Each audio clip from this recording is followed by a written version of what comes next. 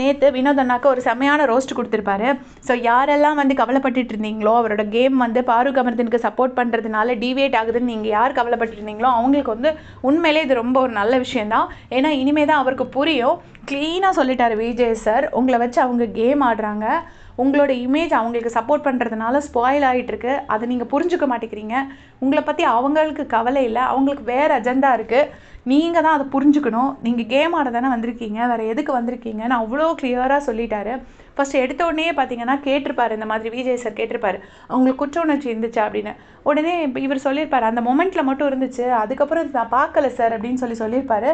அதை வந்து விஜய் சார் வந்து சரியாக புரிஞ்சுக்காமல் கொஞ்சம் நேரம் கழித்து குற்ற உணர்ச்சி இல்லைன்னு நீங்களாம் இருக்குன்னு சொன்னீங்க, இப்போ இல்லைன்னு சொல்கிறீங்கன்னு சொல்லி மாற்றி சொல்கிறாரு. அதாவது கானா வினோத் சொன்னதை தான் சொல்கிறாரு. பட் விஜய் சார் தான் மாற்றி புரிஞ்சுக்கிட்டாரு. பட் அவரால் எதிர்த்து பேச முடியல. சில பேர் தான் எதிர்த்து சொல்லியிருப்பாங்க, இல்லை நான் அப்படி தான் சொன்னேன், அவர் லேசாக சொல்லிவிட்டு அப்படியே விட்டுட்டாரு. அதுக்கப்புறம் வந்து 13 பேரை 2 பேர் வச்சு செய்கிறாங்க அப்படின்னு சொல்லும்போது சொல்லியிருப்பாரு, ஓஹோ 12 பேர் தானே, நீங்கள் அந்த பக்கம்ல அப்படின்னு சொல்லிட்டு வினோத் அண்ணாவை சொல்லியிருப்பாரு. அதுக்கப்புறம் இன்னொரு இடத்துல சொல்லியிருப்பாரு, நீங்கள் தான் நெருங்கிய நண்பர்களாச்சே, உங்ககிட்ட கேட்கணும் அப்படின்னு சொல்லி இன்னொரு பாயிண்ட் சொல்லியிருப்பாரு.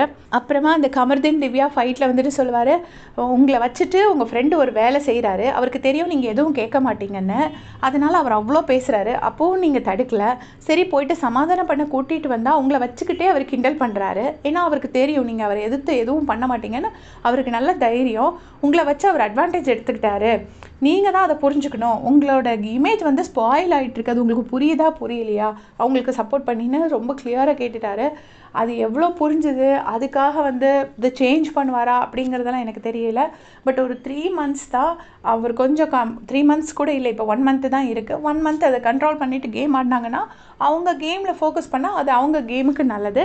அதை தான் விஜய் சார் அதை எடுத்து சொல்லியிருக்காரு. இதை பற்றி உங்களுடைய கமெண்ட் சொல்லுங்கள். தேங்க்ஸ் ஃபார் வாட்சிங்.